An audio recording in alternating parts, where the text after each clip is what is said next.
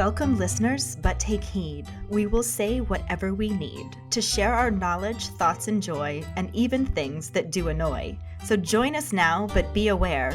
We have a tendency to swear. We'll dial it back a little bit. But frankly, we don't give a shit. Welcome to Just Keep Rowling, a Harry Potter book movie compare and contrast podcast. I'm Ellen, and this is Kayde. I'm Kayde, and this is Ellen. I'm Ellen, and this is Kayde. I'm Kayde, and let's just keep rolling. That's probably best. Right into the rolling rehash. Last week, we discussed Chapter 12, the Polyjuice Potion, and the corresponding film scenes. Dumbledore's blatant foreshadowing adds fuel to the fire as Fawkes goes up in flames. Banister cupcakes are less suspicious than floating cupcakes, but still probably shouldn't be eaten. Jamie being Ron being Crab equals Rab, and Josh being Harry being Goyle equals Hoyle. In a surprising twist, Draco isn't actually the biggest dick at Hogwarts. And Hermione pussies out, but Ron is distracted by her tail. During episode 30, her brow guy, our Potter pondering was, in the book, Harry and Ron take on Goyle and Crab's voices, but in the movie, they still sound like themselves. Which do you prefer, and why? In general, it seems like most people preferred the book, but felt like the movie kept their voices the same to make it easier to tell who was who, and for the comedic effect it had.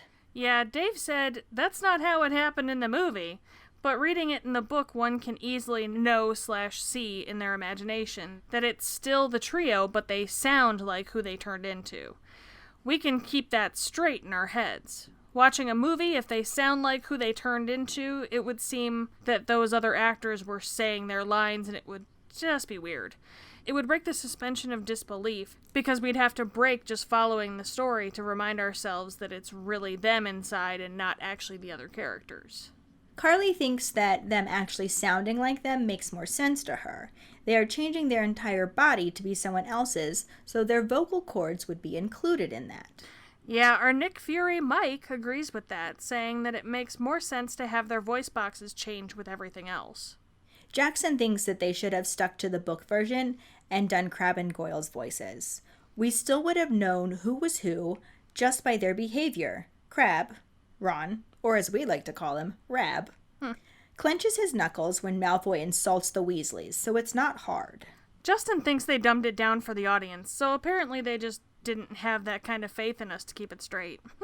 Max specifically commented on the humor of it, saying, I don't really mind in Chamber, but the effect it has in Deathly Hallows Part 1 with Fleur and the twins making remarks is so much funnier with their own voices. Wow, we're identical. Which we will definitely talk more about later on. Much later on.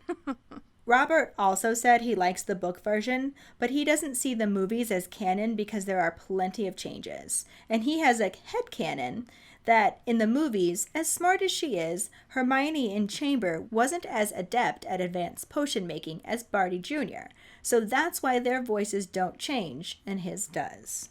That's a good one, I'd buy that. Thanks for all your input, keepers. Once again, these are some great thoughts and ideas. And that'll bring us to our trivia question from last week, which was, how many people does Lockhart say have sent him Valentine's Day cards so far? Lockhart #humblebragged his thanks to 46 people who sent him Valentine's Day cards so far. Congratulations goes to Max, who wasn't willing to merely settle for the British win this week and found himself awake at 4 a.m. in order to be the first one to answer the trivia question.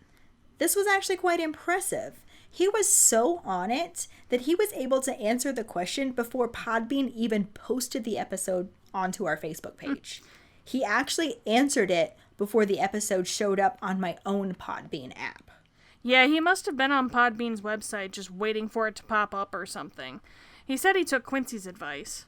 Considering that Quincy still holds our longest running streak, he's a good one to take advice from. Mm-hmm. He hasn't been around to answer the questions as much himself, though. He's blaming it on starting back in at work, but Dave wants it known that he thinks it's because there's more competition now. I have a feeling he'll get back in the mix if someone else starts to close in on his streak. I think so too, but he does say that he will always be the first. But again, fantastic job, Max. I'm quite impressed with your quick response and can't wait to see how you do this week. And how all of our keepers who participated in our Potterheads a History Trivia Edition do. For now, let's just keep rolling into Chapter 13, The Very Secret Diary, and the corresponding film scenes. Chapter 13, The Very Secret Diary. Hermione stays in the hospital for several weeks, and everyone thinks that she has also been attacked. Harry and Ron visit her every evening and bring her homework when the new term starts back up. She wonders if they have any new leads, which they don't. Ron had been so sure it was Malfoy. Harry notices a get well card from Lockhart, and Ron is disgusted to realize she sleeps with it under her pillow. Before Hermione has to respond, Madame Pomfrey shows up with her medicine and the boys head out.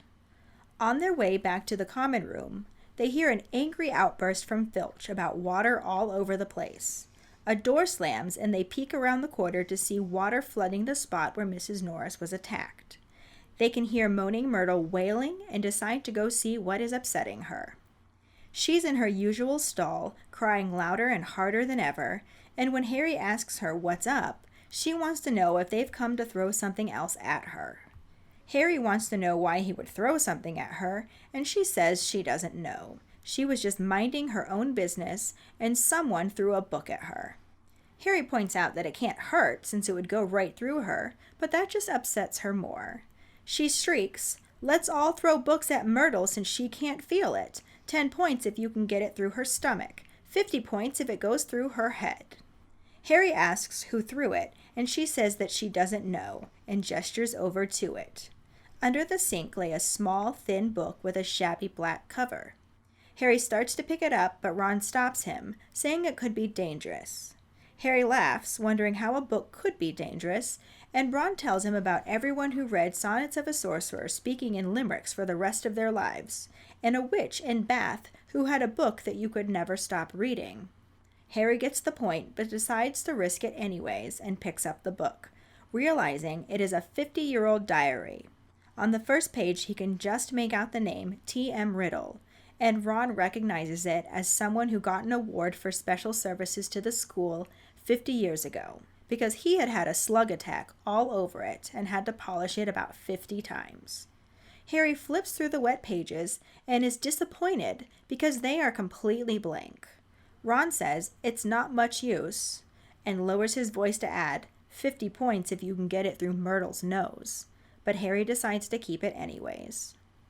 When Hermione gets to leave the hospital wing, Harry shows her the diary, and she thinks it may have hidden powers.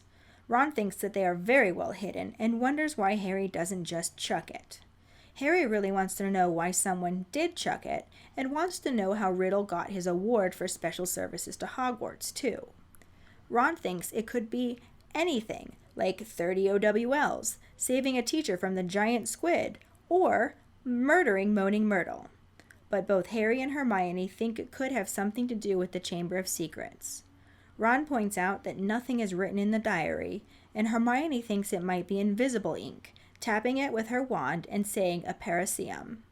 When nothing happens, she pulls a revealer out of her bag and rubs it over January the 1st. Again, nothing happens.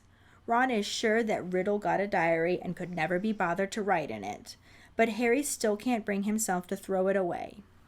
They do some research on Riddle to learn that he has also received a medal for magical merit and was head boy. The sun is starting to shine again, and the mood around Hogwarts is growing more hopeful, as there have not been any more attacks since Justin and Nearly Headless Nick. Plus, the mandrakes were maturing nicely, and soon they'd be able to cut them up and stew them to cure the petrified victims. But Ernie still thinks that Harry is guilty, and Peeves isn't helping by popping up in crowded corridors singing "Oh Potter, you rotter," now with a matching dance routine. Lockhart seems to think that he single-handedly stopped the attacks, since it was only a matter of time before he caught the attacker anyways. He decides that the school needs a morale booster, and come the morning of February 14th, Harry arrives in the Great Hall to find it covered in pink flowers. Lockhart is wearing matching pink robes and wishes everyone a happy Valentine's Day, thanking the 46 people who have sent him cards so far. He says the surprise doesn't end here and claps his hands. A dozen dwarfs dressed like cupids enter, and Lockhart explains that they will be there to deliver valentines throughout the day. He also suggests asking Professor Snape how to whip up a love potion, and Professor Flitwick about entrancing enchantments, though neither of them look pleased with the idea. The dwarfs interrupt classes all day, and later that afternoon one catches up with Harry in front of his classmates and a bunch of first years, including Ginny Weasley. Harry tries to escape, but the dwarf grabs his bag and rips it, trying to hold Harry in place. His belongings spill everywhere, and his ink bottle smashes over all of it. Malfoy shows up, and Harry starts trying to stuff everything back in his bag and get away before he hears his musical valentine. He tries to make a run for it, but the dwarf tackles him and begins singing. Harry is mortified, and as Percy tries to break up the crowd, Malfoy finds the diary and starts taunting Harry with it. Ginny looks from Harry to the diary, looking terrified, and as Percy is trying to get Malfoy to return the diary, Harry pulls out his wand and says, "Expelliarmus." The diary shoots from Malfoy's hand, and Ron catches it. Percy says he has to report Harry for doing magic in the corridors, but Harry doesn't care since he got one over on Malfoy, who is looking furious. He yells spitefully after Ginny that he didn't think Potter liked her valentine. Ron pulls out his own wand, but Harry stops him and drags him off to Charms. It is there that he notices that while all of his other books are drenched in scarlet ink, the diary is perfectly clean.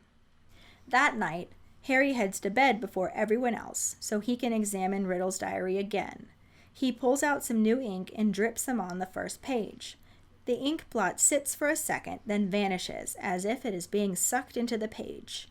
He writes, "My name is Harry Potter," and the words disappear, then reappear, this time saying, "Hello, Harry Potter, my name is Tom Riddle. How did you come by my diary?" Those words also disappear, and Harry writes out that someone tried to flush it. He and Tom Riddle write back and forth, and Harry asks him about the Chamber of Secrets. Riddle knows all about it, saying that he caught the person who opened it, but was given an award and told to keep it a secret. But he knew it could happen again because the monster still lived, and the one with the power to release it was not imprisoned. Harry wants to know who it was, and Riddle says that he can show him.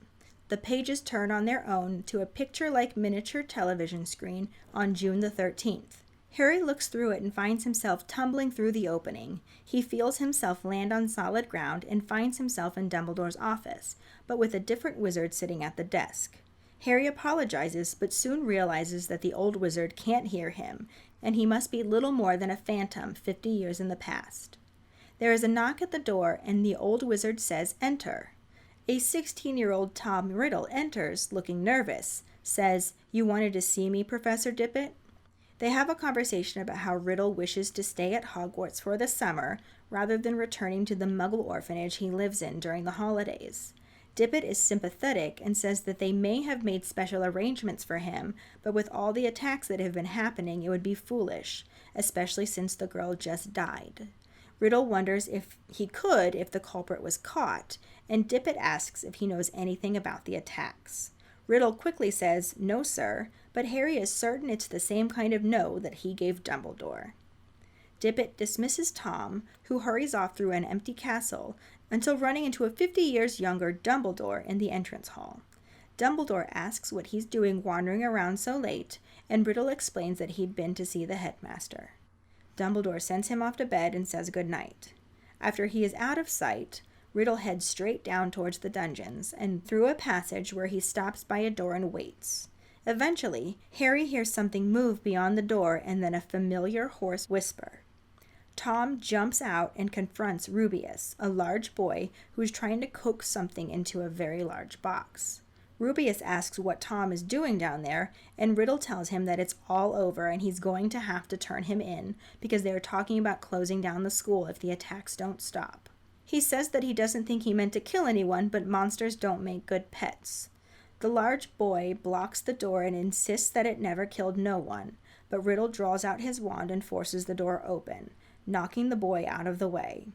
A large hairy body with a tangle of black legs, many eyes, and razor-sharp pincers scuttles through the door. Before Riddle can attack it, the huge boy leaps on him, yelling, "No!" and allowing it to escape. Harry feels the scene whirl again and falls through the darkness, landing on his bed in the dormitory. Ron enters, wonders what's up, and Harry says, "It was Hagrid, Ron. Hagrid opened the Chamber of Secrets 50 years ago." The movie starts out with a stormy scene of the castle, then transitions to Harry and Ron walking up the stairs.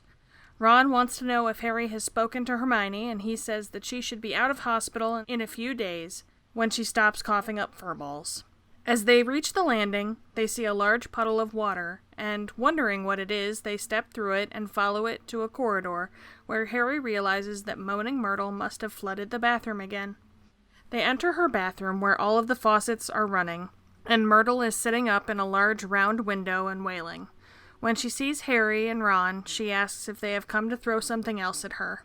Harry wants to know why he'd throw something at her, and she says she doesn't know.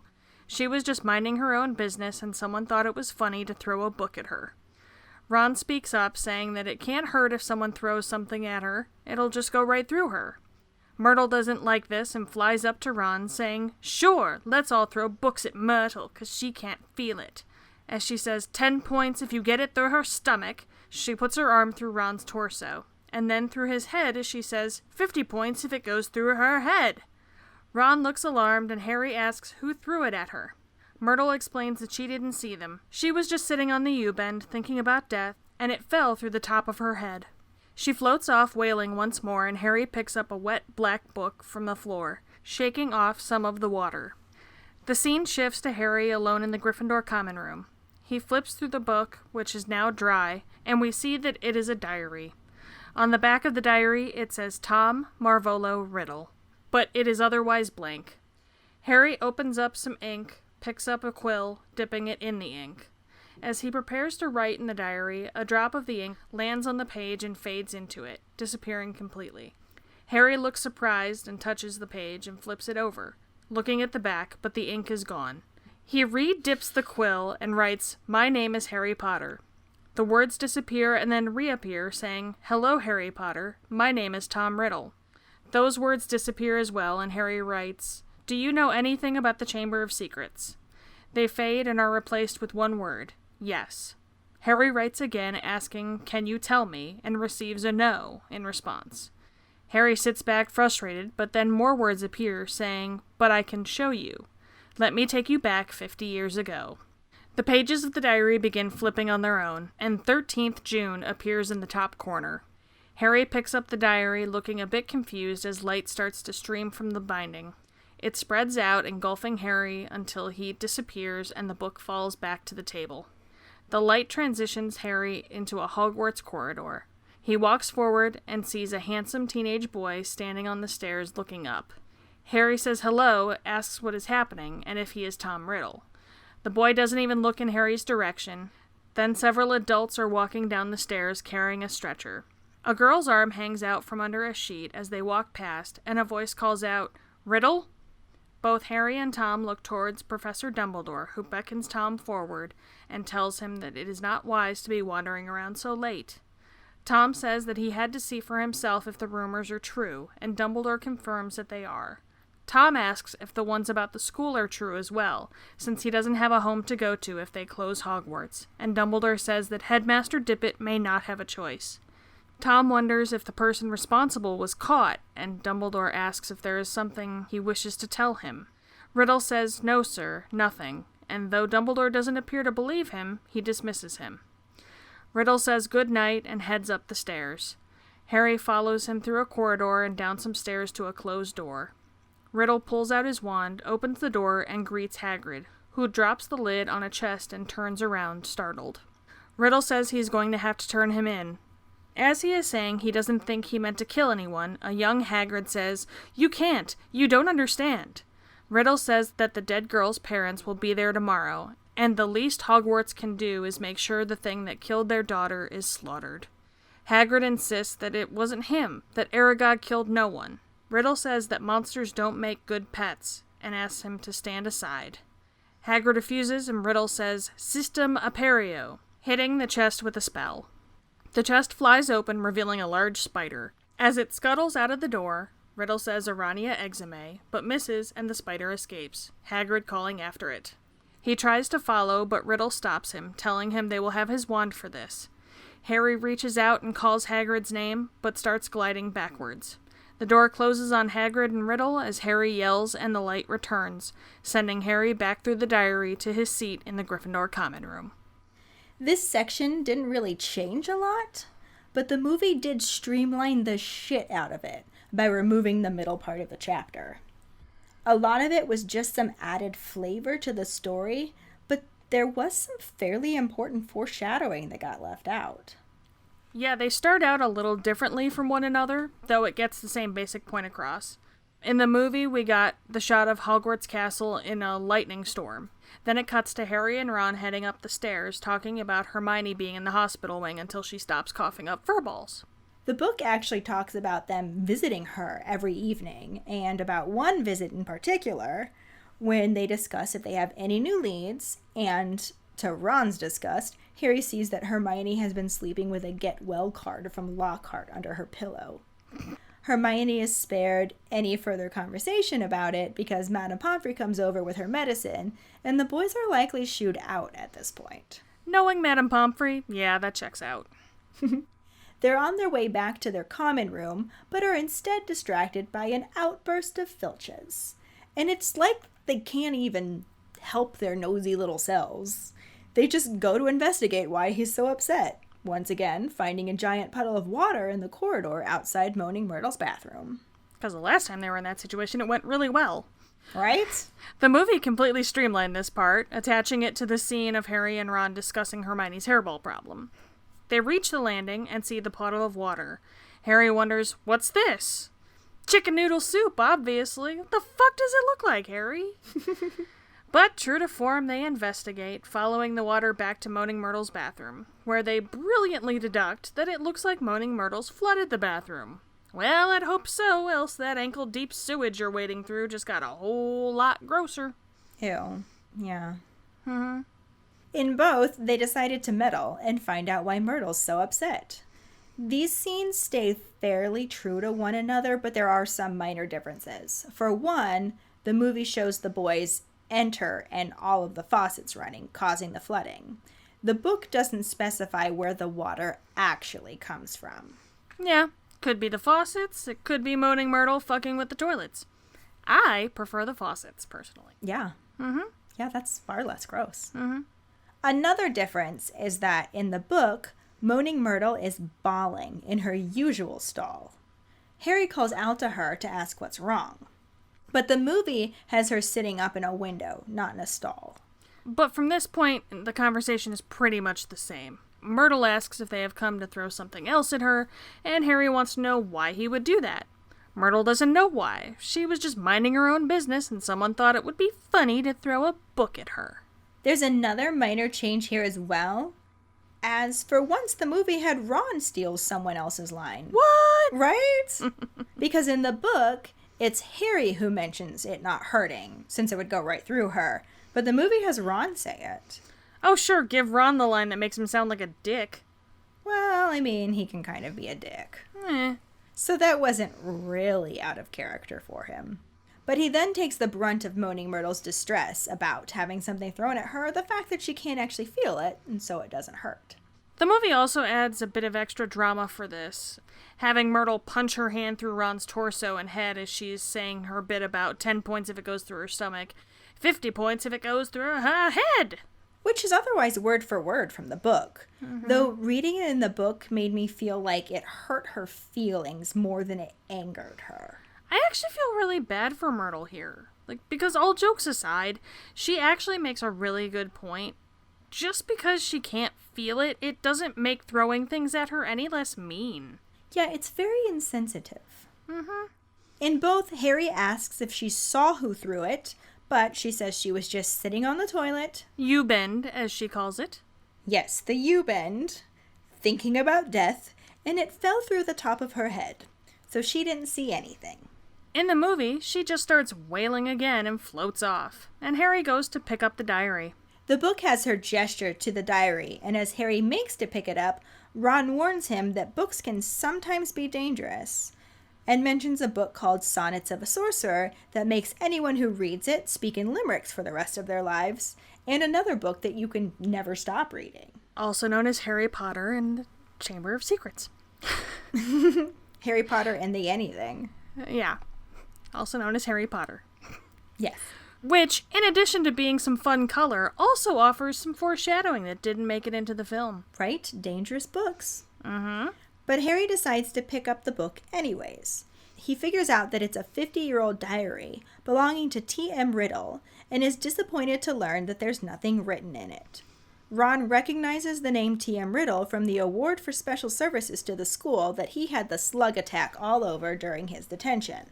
Which we talked about previously because the movie completely omitted his detention, though it does get mentioned in a deleted scene that would go after this part. Yeah, but then Ron has one of those moments where he's kind of a dick and tells Harry that since it's blank, he doesn't need the diary and 50 points if he can get it through Moaning Myrtle's nose. Okay, yeah, he's kind of a dick. I'm just saying. Mm-hmm. Then, at this point in the book, Hermione is able to leave the hospital wing and Harry shows her the diary. She thinks it might have hidden powers and tries the spell Apariseum on it to make it reveal its secrets. When that doesn't work, she pulls out a red eraser-like thing, calls it a revealer, and rubs it all over the first page. And nothing continues to be revealed. This is sort of like what happens in the deleted scene I mentioned, except it doesn't take place when Hermione gets to leave the hospital wing. Harry and Ron go and visit her in the hospital and show her the diary. And you know what? Fuck them for not keeping this one in, since it was finally a moment where Ron knew something Hermione didn't. Oh yeah, because this is when he mentions seeing the name on the trophy he had the slug attack on. Yeah, and the only time that Ron's detention would have actually been mentioned in the film. Right? Did you notice that he actually said he kept burping up the slugs on the trophy? I mean, I know that was how the book described it, but movie Ron was well beyond burping slugs. Yeah, it was more like digestive pyrotechnics. Right? Ew. But regardless, this scene actually sets up some pretty important things to the story that just get left out otherwise. So there's another reason why they shouldn't have cut it out. Yeah, this is where Hermione makes the connection to Riddle's diary being 50 years old and the Chamber of Secrets being previously opened 50 years ago. She realizes that Tom Riddle would have been at Hogwarts when the chamber was opened and thinks that he may have written about it in the diary. Harry points out that the only problem with that is there's nothing written in the diary. This scene does run parallel to the scene in the book where Hermione's trying to get the diary to magically reveal its contents. But another difference between the two is that it's Ron who points out nothing is in the diary. But of course they gave Harry that line because heaven forbid they let Ron look smart. Look like a dick? Sure. Look smart? Nope. Exactly. So because Harry wanted to know why Tom Riddle got that award, in the book, Ron made the joke that it could have been for anything. He could have gotten 30 OWLs or saved a teacher from the giant squid or killed Moaning Myrtle, and that would have done everyone a favor. And awkward. Holy fuck. Holy fuck. Was that like, you think he's just joking, and then later on you're like, damn you, Ron, you were right. I think this is why some people had that theory that Ron was actually a seer for the longest time. Yeah, that's definitely part of it. Mm-hmm. The book mentions that they do the research on Tom Riddle, and all they can learn is that he received a Magical Merit Award and was a head boy. Ron says he sounds like Percy and was probably top of his class too, but he says it in a way that makes a slightly hurt Hermione say, "You say that like it's a bad thing." Yeah, that wasn't in the movie, even in a deleted scene. It just cuts from Harry picking up the diary and shaking off the water in the bathroom to him sitting in the common room with it. Which not only slightly changes how that scene happens in the book, it also cuts out a fairly big chunk of the middle of the chapter, where we learn that there haven't been any new attacks and the sun has started shining again and people are starting to feel hopeful. Of course, Ernie still blames Harry, saying he gave himself away at the dueling club. And Peeves has choreographed a dance routine to go along with his Potter You Rotter song and enjoys performing it in crowded corridors. Which I still miss. Yeah. Plus, we get more of Lockhart's appendixing, as he's overheard telling Professor McGonagall that he thinks the chamber has been locked for good, and the culprit must have known it was only a matter of time before he caught him. Yes, I'm sure that's how that works exactly. Mm-hmm. Clearly. Lockhart also decides that everyone needs a morale booster and sets up this ridiculous Valentine's Day surprise that involves a lot of lurid pink flowers, matching pink robes, and singing Valentine dwarfs dressed like cupids. God, that sounds like my hell. He thanks the 46 people who have so far sent him Valentines. Oh, which was our trivia question. Yep. And suggests asking Professor Snape about how to whip up a love potion. Oh, no, that sounds like my hell. I don't blame you. It does specifically say in the book that Snape looks like the first person who asks him about love potions will be force-fed poison. I don't blame him. Lockhart also embarrasses Professor Flitwick by saying he knows more about entrancing enchantments than any wizard he's ever met, the sly old dog. Ooh. But then the teachers have to deal with the dwarfs dressed like cupids interrupting their classes with singing Valentines all day, and as a teacher, that would be my hell. Yeah, sounds all around miserable, no lie. Then a dwarf catches up with Harry, who's absolutely mortified and tries to escape before receiving a singing Valentine in front of a bunch of first years, including Ginny Weasley. The dwarf grabs his bag and ends up tearing it, causing Harry's stuff to spill out and his ink to break over all of it. To make matters worse, Malfoy shows up just in time to hear, "His eyes are as green as a fresh pickled toad. His hair is as dark as a blackboard. I wish he was mine. He's really divine, the hero who conquered the Dark Lord." And there's Harry's hell. Yeah. Harry just wishes he could disappear. He's scrambling around trying to gather all his things when Malfoy finds the diary and starts taunting him about it. And this section has one little sentence that doesn't seem like it means much of anything, but could give away so much. Mm-hmm. Ginny was staring from the diary to Harry, looking terrified. Yeah, I remember reading that the first time and just thinking that she was concerned that Malfoy got his hands on Harry's diary. Same here. Mm-hmm. But, as we will learn, there's quite a bit more to it. Then Harry gets to one-up Malfoy by using Expelliarmus to send the diary flying out of his hand. Ron catches it, and a bitter Malfoy tells Ginny that he didn't think Potter liked his Valentine. Poor Ginny. Malfoy's such a dick. Right? Ron pulls out his wand to attack Malfoy, but Harry stops him, since Ron doesn't need to spend all of Charms burping up slugs. Callback. Right? He drags him to class, and once they get there, he realizes that out of all of his belongings, the diary is the only thing that isn't completely covered in ink, even though it should be. It's actually perfectly clean. This is what gives him the idea to start writing in it. Instead of the movie, which just has him sit down and, start writing in it, and doesn't give any kind of explanation as to how he decided that would work. I already mentioned that the book and the movie have this scene slightly different from one another. Harry decides to go to bed early, partially to avoid Fred and George singing "His eyes are as green as a fresh pickled toad," and also so he can have some privacy further examining his diary. So the book has this happening in his dorm room, not the common room. The movie also has a fairly random deleted scene where Harry gets sassy with a ghost reading in the Gryffindor common room as he was trying to figure out the diary. Which didn't even remotely happen in the book. Mm-mm. I'm not sure why they even bothered with that one at all. Also, he asked the ghost for privacy, and then he goes on to dictate every goddamn word he writes, like no one who just wanders in the common room could hear him. Yeah, I think that's just a movie thing. People reading what they're writing out loud so the audience doesn't have to actually read it. Or if they can't. I mean, it is a kid's movie. There is that, I guess. But they didn't have him saying riddles lines, but whatever. Yeah, I've always found it annoying. Mm-hmm.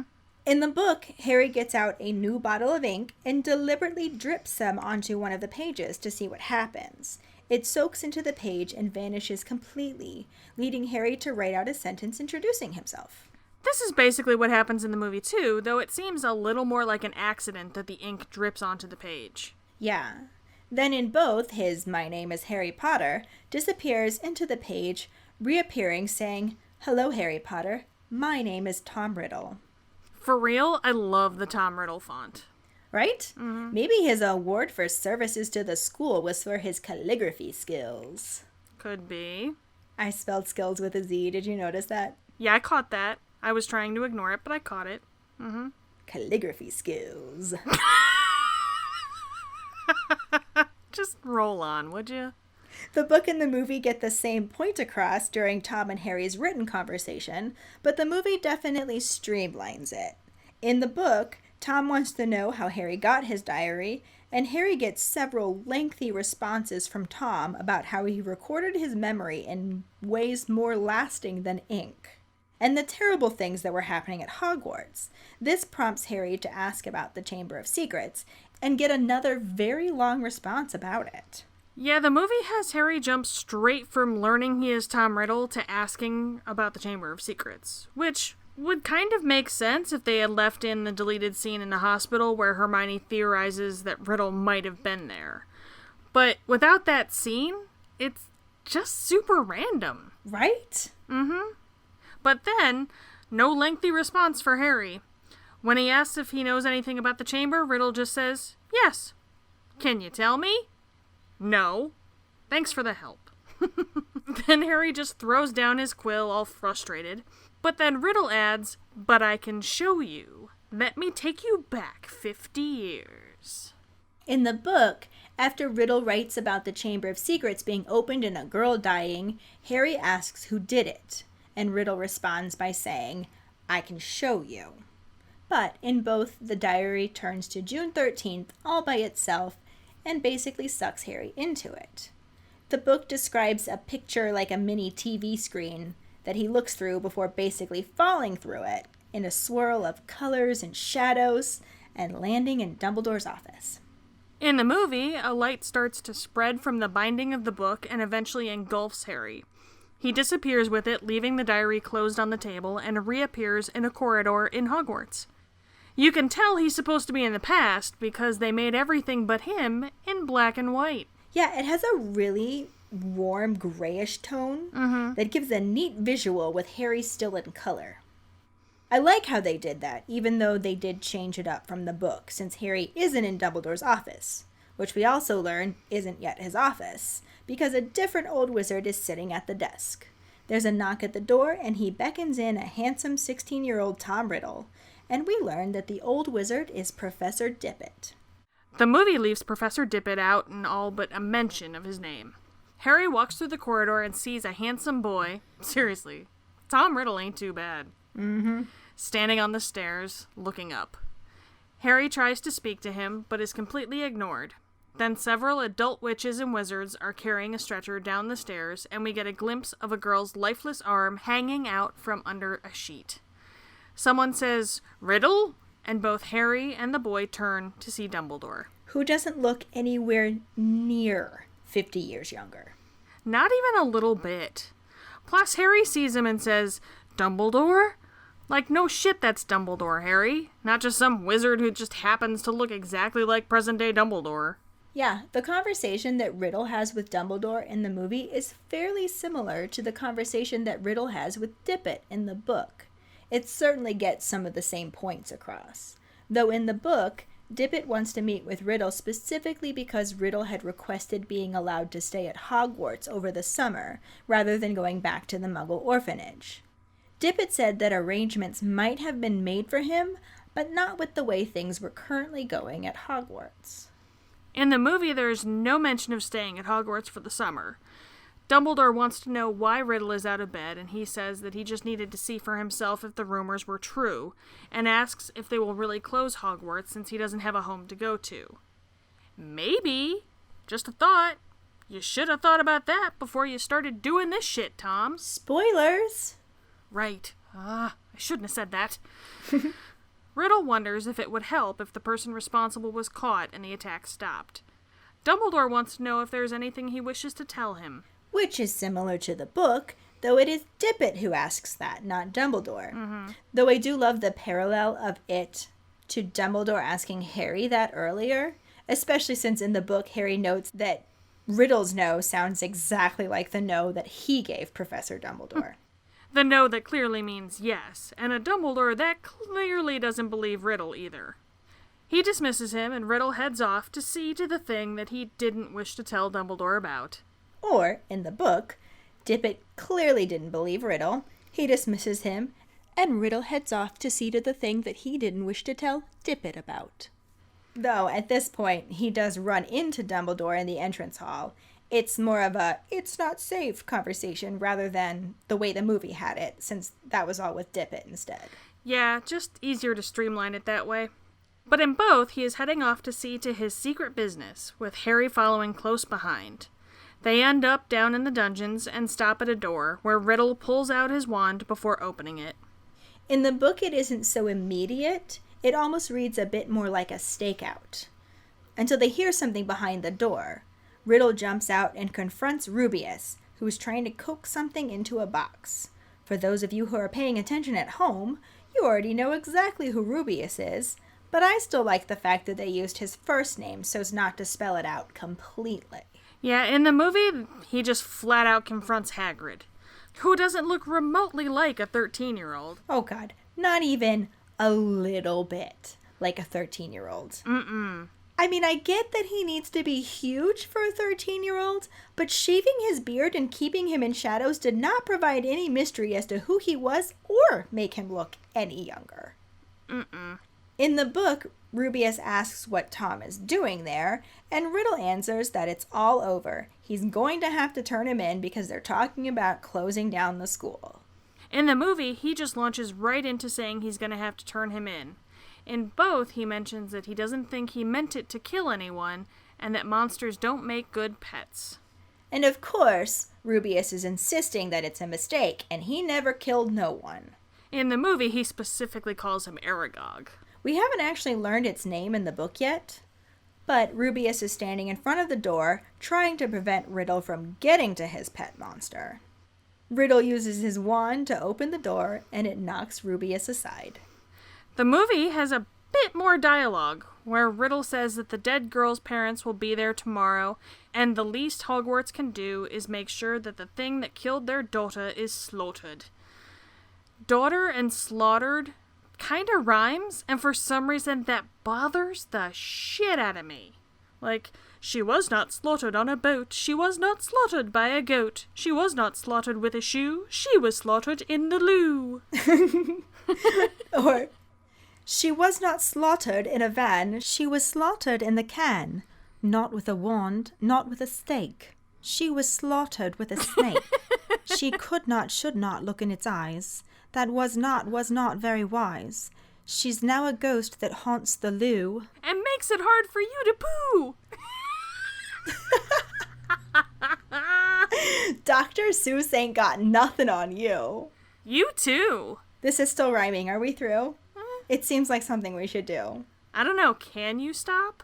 I mean, you started the rhyming, it's true. Stop that rhyming now, I mean it! Anybody want a peanut?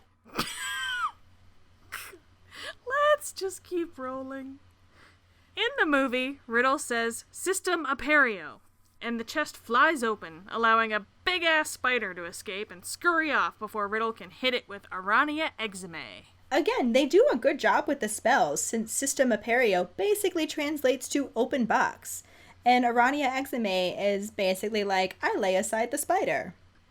But neither spells are actually mentioned in the book, though Riddle does try to attack the spider. It gets away before he can, because Rubeus dives on him, yelling, "No!" Then Harry falls and is sucked back through the darkness, landing on his bed. Ron enters and wonders what's up, and the chapter ends on Harry declaring, "It was Hagrid, Ron. Hagrid opened the Chamber of Secrets 50 years ago." This was also the first time Hagrid's name was mentioned in the whole scene, and like I said, I prefer that. Yeah, the movie ends a bit differently, with Riddle blocking Hagrid from running after Aragog, telling him they'll have his wand for this. Harry starts to glide backward, yelling out Hagrid's name, before the diary basically spits him back into his chair in the common room. He just sits there and says, "Whoa," like Keanu Reeves, you know. Yeah, I definitely preferred the way the book chapter ended this section over the movie. There is a deleted scene where Harry wakes up Ron to tell him about Hagrid opening the chamber 50 years ago. Yeah, even if they left that in, I don't think it would have made the same impact, since we knew it was Hagrid the entire time, since Riddle kept calling him Hagrid. Mm-hmm. It spelled it out too much for my liking. I wish they had called him Rubeus.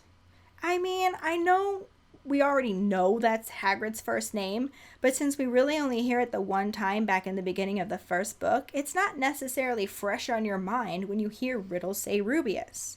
So Harry's "it was Hagrid" held more of an "oh shit" moment for me that way. Yeah, I see what you're saying. However, now we finally know why Hagrid was expelled in his 3rd year. Even though the movie barely made a thing out of it when the book mentioned it a couple of times to keep it fresh. Well, yeah. But this will bring us to the section where we talk about the new actors.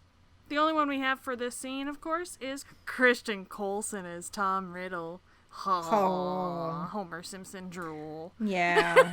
He's pretty much exactly how I imagine Tom Riddle. Just handsome and charming and handsome. Mm-hmm. And did I mention handsome? He's also pretty goddamn good looking, if I do say so myself. Oh, he's fucking fine.